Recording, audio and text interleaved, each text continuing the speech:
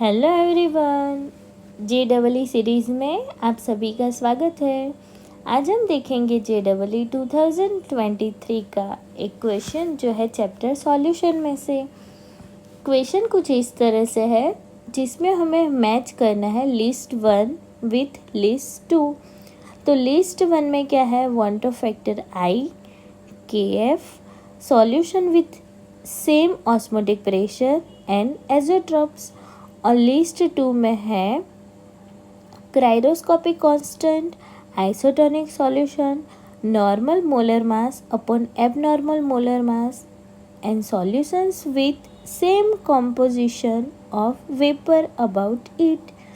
ठीक है, तो ऐसे अलग अलग ऑप्शन दिए हुए हैं, उसमें से हमें फाइंड आउट करना है कि लिस्ट 1 में कौन सा लिस्ट 2 का ऑप्शन करेक्ट होगा। तो अब देखते हैं इसका सॉल्यूशन। तो देखो, सबसे पहले क्या है, वांट ऑफ फैक्टर। तो हमें पता है वांट ऑफ फैक्टर I मतलब क्या होता है कि जिसका हम यूज़ करेंगे, use to calculate abnormal molar mass due to association और डिसोसिएशन। तो अगर इसकी हम बात करें तो हम क्या फाइंड आउट करेंगे, उसमें एबनॉर्मल मोलर मास। तो ऐसा कौन सा ऑप्शन करेक्ट है, तो ऑप्शन नंबर 3, जिसमें क्या है, normal molar mass upon abnormal molar मास। ठीक है, अब देखते हैं सेकंड KF। तो KF वो क्या है, KF इज द क्राइरोस्कोपिक कांस्टेंट। तो वो क्या है, एक कांस्टेंट है। तो बी में हमें मिलेगा ऑप्शन नंबर 1। अब देखते हैं C। तो C में क्या है, solution with same osmotic pressure.